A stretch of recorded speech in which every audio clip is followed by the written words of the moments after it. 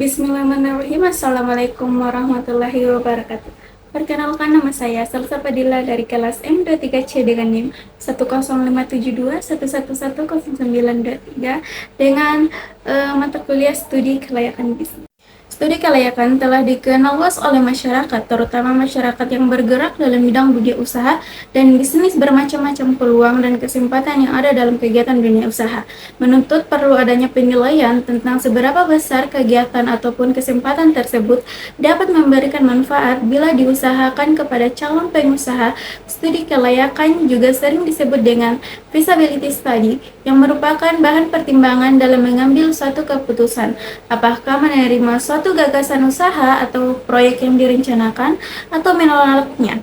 Studi kelayakan bisnis adalah suatu kegiatan identifikasi dan merencanakan serta memperdalam seluruh aktivitas dan usaha maupun sosial dengan menyediakan barang dan jasa yang dibutuhkan bagi sistem perekonomian, dengan output berupa keputusan penentuan yang layak atau setidaknya suatu usaha tersebut dijalankan.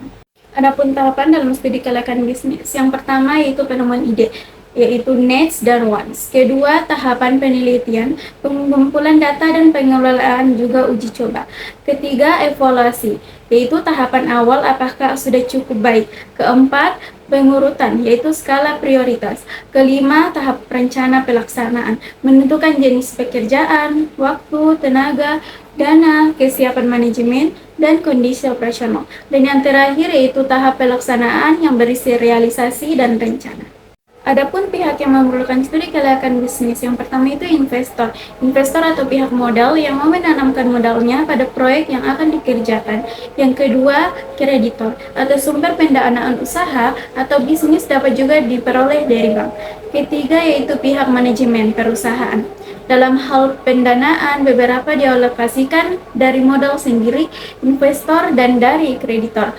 Keempat yaitu pemerintah dan masyarakat, secara langsung maupun tidak langsung dapat mempengaruhi kebijakan perusahaan. Kesalahan menyusun studi kelayakan bisnis. Proyek kesalahan dalam menyusun studi kelayakan bisnis dapat berdampak pada perencanaan dan anggaran keuangan bisnis. Bisnis yang tidak memiliki studi kelayakan bisnis yang baik berpotensi gagal. Kesalahan dalam menyusun studi kelayakan bisnis bisa terjadi karena berbagai faktor, seperti data dan informasi yang kurang lengkap, data yang didapatkan tidak dapat dipercaya atau palsu, perhitungan yang salah, pelaksanaan pekerjaan yang salah, kondisi lingkungan yang berubah, dan kesengajaan dari pembuatnya. Terakhir yaitu aspek yang perlu dikaji dalam studi kelayakan. Pertama yaitu aspek legalitas bisnis, menyangkut masalah kelengkapan keabsahan dokumen perusahaan. Kedua, aspek pasar dan pemasaran, untuk menilai perusahaan apakah akan melakukan investasi ditinjau dari segi pasar dan pemasaran memiliki peluang pasar yang diinginkan atau tidak. Ketiga yaitu aspek keuangan. Penelitian dalam aspek ini dilakukan untuk menilai biaya-biaya apa saja yang dikeluarkan dan akan dikeluarkan. Keempat yaitu aspek teknis dan operasi. Aspek ini meneliti mengenai lokasi usaha, baik kantor pusat, cabang, pabrik, atau gudang. Kelima, aspek manajemen organisasi, menilai para pengelola usaha dan struktur organisasi yang ada. Keenam yaitu aspek sosial ekonomi, adalah untuk melihat seberapa besar pengaruh apabila proyek tersebut dijalankan. 7. Aspek dampak lingkungan, merupakan analisis yang paling dibutuhkan dikarenakan setiap proyek yang dijalankan memiliki dampak yang sangat besar bagi lingkungan yang ada. Merintis usaha baru atau starting, yaitu membentuk dan mendirikan usaha baru dengan menggunakan modal, ide, organisasi manajemen yang dirancang sendiri. 3. Bentuk usaha yang dapat dirintis atau starting, bentuk usaha yang dimiliki dan dikelola sendiri oleh seseorang. Yang pertama itu perorangan atau sole proprietorship, merintis usaha baru yang secara bersama-sama menjalankan usaha bersama. Kedua itu persekutuan atau partnership, kerjasama asosiasi 2 orang atau lebih. Ketiga itu berbadan hukum atau corporation, yaitu perusahaan yang didirikan atas dasar badan hukum dengan modal berupa saham, contohnya perseroan terbatas PT, yayasan, koperasi, badan usaha milik negara atau BUMN, dan badan usaha milik daerah atau BUMD. Hal-hal hal yang harus diperhatikan dalam merintis usaha baru. A. Bidang dan jenis usaha yang dimasuki. Bidang usaha pertanian, agriculture. Bidang usaha pertambangan, mining. Bidang usaha pabrikasi atau manufacturing. Bidang usaha konstruksi. Bidang usaha perdagangan atau trade. Bidang usaha keuangan atau finansial. Bidang jasa perseorangan atau personal service. Bidang usaha jasa-jasa umum atau public service, dan bidang usaha jasa wisata atau tourism. B yaitu bentuk usaha dan kepemilikan yang akan dipilih perusahaan, perorangan atau sole-proprietorship atau satu orang, persekutuan, asosiasi dua orang atau lebih yang menjadi pemilik bersama. Perseorangan anggotanya terdiri atas para pemegang saham atau firma atau nama bersama. C yaitu tempat usaha yang akan dipilih, mempertimbangkan aspek efisiensi dan efektivitas, alternatif menentukan tempat memulai usaha. Ya, pertama itu membangun bila ada tempat yang strategis. Dua, membeli atau menyewakan bila lebih strategis dan menguntungkan.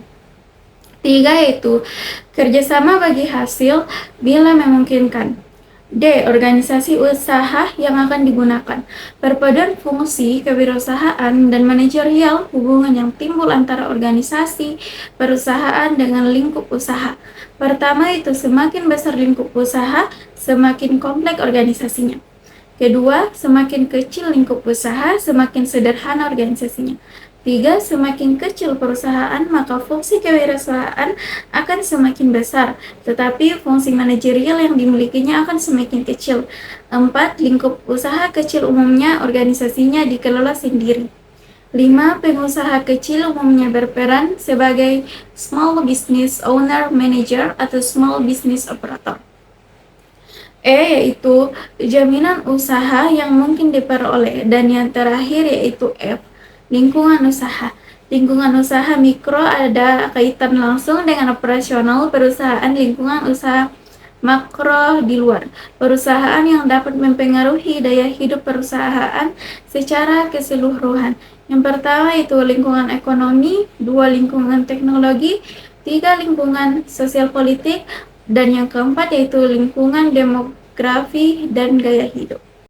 Franchise atau franchise yang berarti kejujuran atau kebebasan adalah hak-hak untuk menjual jasa atau layanan. Kita membeli suatu paket bisnis dengan harga tertentu. Sebagai gantinya, pihak penjual paket bisnis akan memberikan kita lisensi untuk menggunakan mereknya, resep rahasia mereka atau sistem manajemen mereka, peralatan, serta bahan baku untuk usaha awal.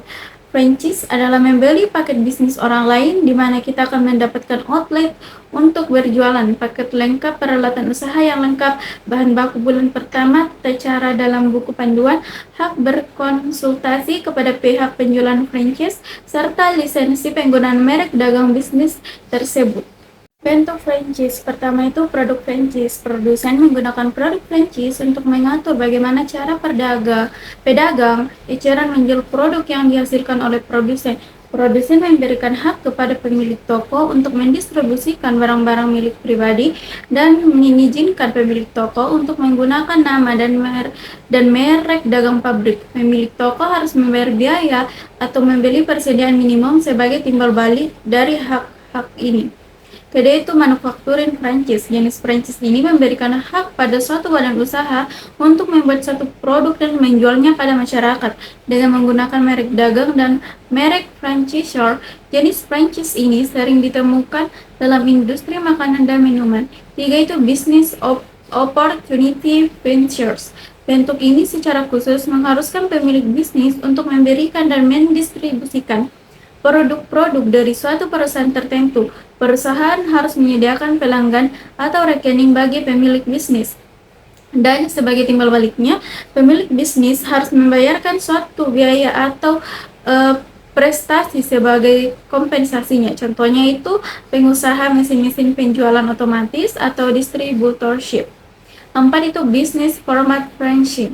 Bentuk franchising yang paling populer di dalam praktik melalui pendekatan ini, Perusahaan menyediakan satu metode yang telah terbukti untuk mengoperasikan bisnis bagi pemilik bisnis dengan menggunakan nama dan merek dagang dari perusahaan. Jenis franchise. Franchise dalam negeri pilihan investasi untuk orang-orang yang ingin cepat menjadi pengusaha, tetapi tidak memiliki pengetahuan cukup piranti awal dan kelanjutan usaha ini yang disediakan oleh pemilik waralaba.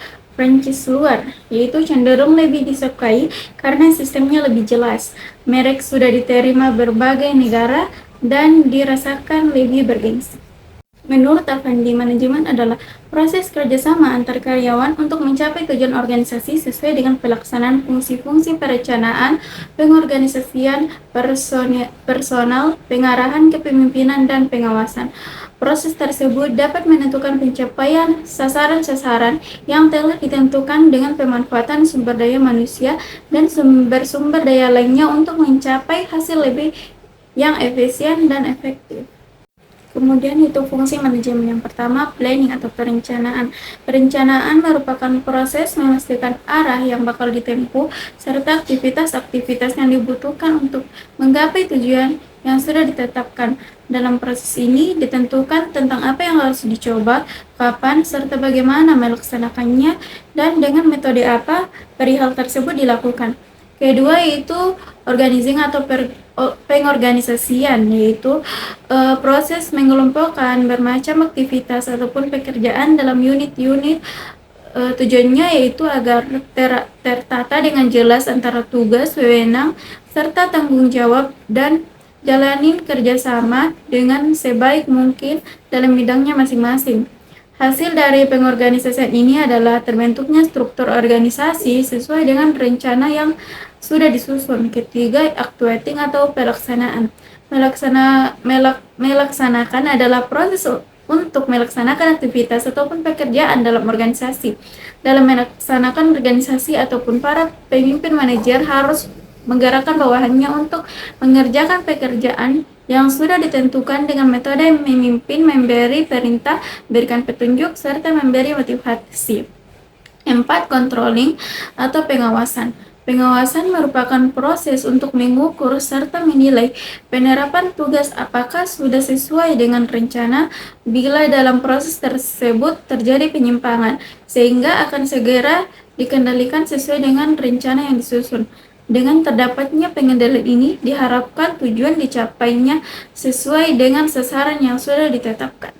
Yang terakhir itu macam pendekatan utama dalam pembuatan suatu perencanaan. A, yaitu top-down planning adalah model perencanaan yang dilakukan dari atasan yang ditunjukkan kepada bawahannya, di mana yang mengambil keputusan adalah atasan, sedangkan bawahannya hanya sebagai pelaksana saja. B, itu bottom-up planning adalah perencanaan yang dibuat berdasarkan kebutuhan, keinginan, dan permasalahan yang dihadapi oleh bawahan bersama-sama dengan atasan menetapkan kebijakan atau pengambilan keputusan, dan atasan juga yang berfungsi sebagai fasilitator. Ketiga itu pendekatan campuran, di mana pemimpin memberikan petunjuk perencanaan organisasi secara garis besar, sedangkan perencanaan detailnya diserahkan kepada kreativitas unit perusahaan di bawahnya dengan tetap memenuhi aturan yang ada. Keempat yaitu dengan pendekatan ini perencanaan dibuat oleh sekelompok tenaga ahli dalam perusahaan. Oleh karena itu di dalam perusahaan dibentuk semacam brio atau bagai khusus seperti biro perencanaan. Contohnya itu yang ada di pemerintah adalah BPNAS atau Badan Perencanaan dan Pembangunan Nasional.